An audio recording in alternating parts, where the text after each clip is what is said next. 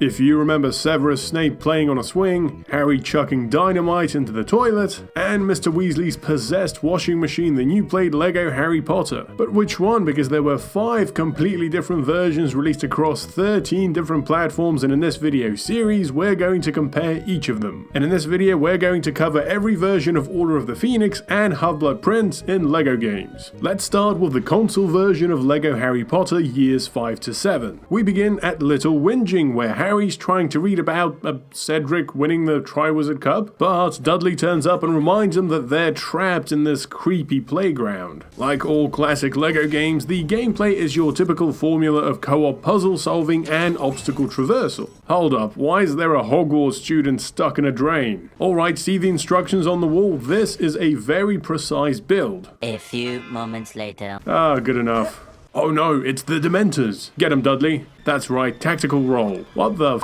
is this kid doing? Anyway, let's eat a soul. Okay, back at the house. Ooh, what happened to Uncle Dursley? He went from this to this in a span of 2 years. Harry then gets picked up by the Order and we get a new feature, the flying section. I mean, it is on rails, but I'll take it. Harry is then summoned to the Ministry for a hearing regarding the terrible job he did building this platform. Oh god, the Ministry's in a right state. Most of the level is just Mr. Weasley fixing things. No wonder Voldemort took it over in like a day. There's still no dialogue in this game, so you have to rely on pantomime. Fudge is about to throw his gavel at Harry when Dumbledore turns up and shields him with a photo. Okay, we're off to Diagon Alley, and just like in the first game, this is used as the in-game hub. However, this time you can actually go out into the streets of Muggle London. And you know it's London because the population is made up entirely of the Queen's Guards and blokes in bowler hats, and guys with Final Fantasy hair wearing Union Jacks, and pigeons that shit everywhere. Also, for those of you who have never been to London, you should know that it's the law for everyone to start dancing as soon as you hear any music. There are also new King's Cross and Hogsmeade Station sections you can explore, but apart from a few new additions, the open world castle layout is pretty much the same as the last game, except this time you get Professor Cockblock walking around ruining everyone's day. Look, the spells just bounce off her. Now, gameplay staples from the first game like levitating, jinxing, and potion making are back, but most of the spells learned last time are taken away under the pretense of Umbridge banning defense against the dark arts. The next section has Harry helping Luna feed the Thestrals while these hinky punks keep harassing him. Okay, time to recruit members for Dumbledore's army. We've got to dig Dean's body up from the snow, find Luna in a barrel, and a Neville over here caressing a houseplant. The Room of Requirement is a new area in this game, and it comes with the dueling minigame where you match your opponent's colors. That's right, George, kill her. Do it. Look at Harry, what a Chad. One second he's flirting with Ginny, the next he's in there with Cho. I think seeing Harry get all the action is making Ron a bit depressed. Okay, so Harry has the nightmare where he attacks Mr. Weasley and Dumbledore calls Snape. What's he doing with his hand? Is he Italian? Okay, time for some legitimacy training. This is an extremely complicated piece of magic which involves Snape riding the seesaw, the swing, and bouncing on the trampoline. Right. Harry then uses a digger to dig up a cake for Dudley. Look, I know Lego games are creative in their interpretation of the source material, but what the hell has this got to do with legitimacy? We then learn the Defendo spell. What are we drawing here exactly, Hermione?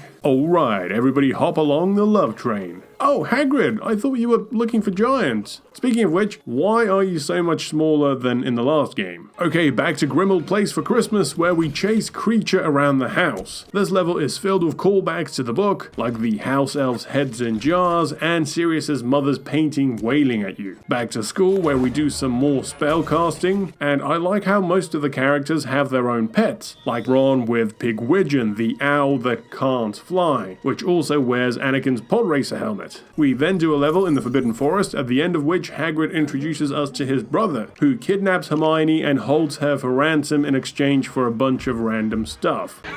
What the hell is going on? Okay, time for more legitimacy. Oh cool, you get to play as young James, Lupin, and Sirius as they chase Snape. Look, Lupin just turns into a werewolf in front of the ladies and they love it. This is followed by a level where Fred and George build their giant firework and then set it off. We then get a level in the forest which ends with Hermione riding a tricycle with a big bell while Umbridge does kung fu against the centaurs in the background. Alright, Ministry of Magic, time to fuck up all these prophecies. There goes the prince that was promised, there goes Neo in the Matrix, the teenagers then get chased by Death Eaters, they end up in the big room, the Order arrives, Harry and Sirius then save the others from Death Eaters by throwing this anvil at Bellatrix. What I want to know is how did this random student end up deep in the Department of Mysteries? We get a few more duels and then poor Sirius gets sent beyond the veil. Harry chases after Bellatrix, bumps into Voldemort, and then Dumbledore arrives to save the day. Look, I appreciate they have him holding the Elder Wand, but I don't think it was ever supposed to be this thick. And it kind of ends up looking like,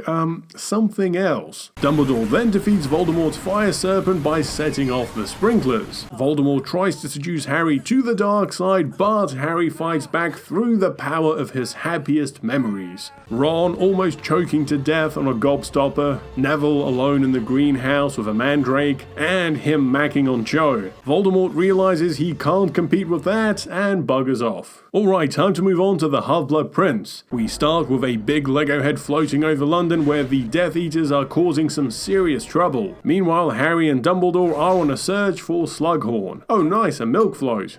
Whoops, sorry Professor, I'm not really. He's gonna be gone in a few months anyway. Dumbledore then breaks into some random family's house, bewitches their lawnmower, and transforms their car's V8 into a cauldron. They find Slughorn and recruit him to take on the Defense Against the Dark Arts job. Meanwhile, Narcissa and Bellatrix convince Snape to murder Dumbledore by showing him this Lego instruction manual. Again, the hurdles these developers had to jump through without dialogue. The trio then do a few more puzzles in the Weasley shop, and then they're off to Hogwarts. Unfortunately, sharp-dressed Malfoy blocks Harry's way. He doesn't break his nose in this version because, they don't have noses, apart from Voldemort, ironically. Now, this year's gimmick is using Luna's magic specs to see invisible objects. Alright, time for Slughorn's potion class, where Harry finds the Half-Blood Prince's book and uses it to brew the best potion ever. Harry then walks in on Dumbledore pulling tiny bricks out of his head, and we get to play through his memory in the orphanage.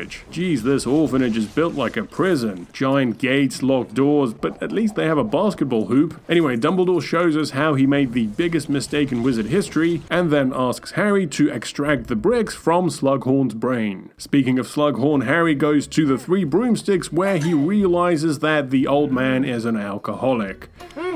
Harry is then tasked with getting Slughorn drunk. Look, it's a serious problem, it's all he can think about. Oh, Ginny and Dean are getting into it. Ron's not gonna stand for that.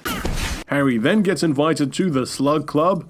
Neville, I'm standing to your right. This being year 6, Ron is constantly stalked by Lavender. Look, you can jinx her and she still draws love hearts. We get another spell lesson, this time learning Water Gun.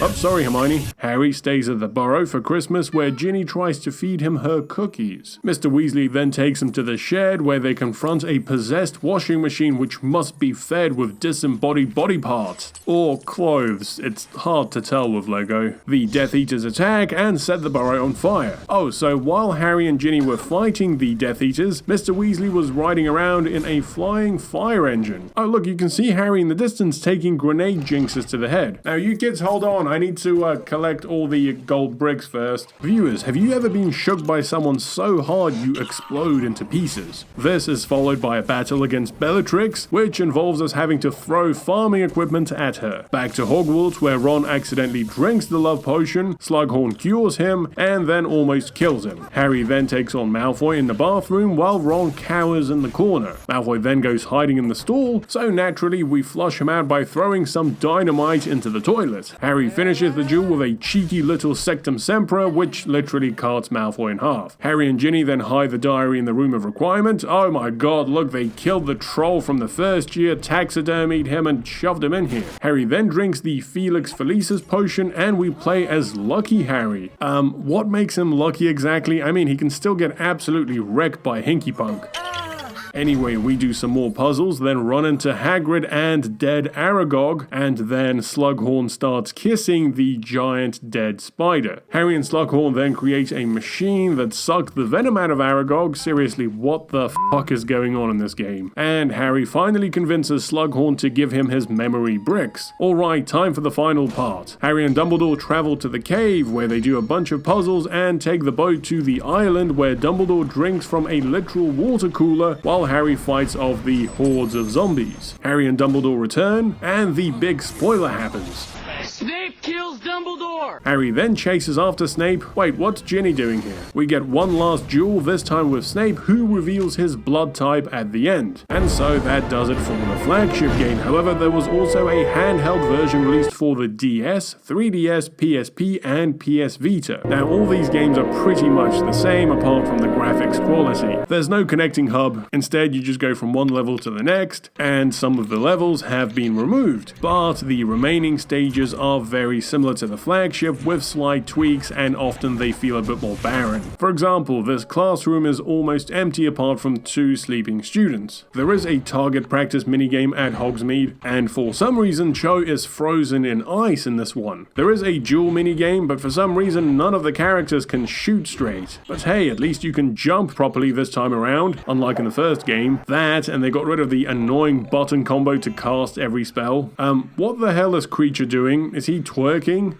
Doing the dishes. Now that's what I call gameplay. The Hinky Punks have been replaced with gnomes in this one. And just like in the first game, the gnomes still have quite an arse on them. The Half-Blood Prince is also very similar, but Crookshanks actually gets to chase some mice in the 3 broomsticks this time. Slughorn is unfortunately still an alcoholic. More cleaning up. How fun. Wow, Mr. Weasley is so happy his property's on fire. Well, at least the washing's dry now. The biggest difference in Year 6 is the cave. This time around, we get this long Deluminator puzzle sequence, and one of the zombies also eats the key. Dumbledore still has to drink from the water cooler, but because there's no co-op, you've got to run around looking for the goblet. And so that's it for the handheld versions, but before we end, let's go over the movie 5 and 6 elements found in the Harry Potter world of LEGO Dimensions. Now, there are quite a few elements from Order of the Phoenix. We get the playground. Look at Batman just watching Harry damage all this public property. You disappoint me, Harry. The underpass leads to Grimmauld Place, where you can take on a bunch of Death Eaters. The duel ends with Harry throwing a toilet at Bellatrix, and you can't actually go inside Grimmauld Place, but you can go inside the Ministry of Magic. And yes, I am playing as Gandalf. He's a wizard, he's allowed. You can destroy a bunch of stuff, and then use the Batmobile to blow the rain clouds away. As for the Half-Blood Prince, we get Fred and George's shop, complete with a few puzzles and Easter eggs. It looks very similar to the original version, and we also get a scaled-down version of the cave. There's not much you can do here except take a boat ride to the island. And so there we have it, every version of LEGO Harry Potter Years 5 and 6. Please let me know your thoughts about the games covered in this video in the comments, and join me next time as we cover both parts of Deathly Hallows. As always, thanks for watching. Please consider supporting me on Patreon, and a big thanks to all of my existing patrons. Also, if you've enjoyed this video, please like, subscribe, and hit the bell. Thanks for watching, and I'll see you next time.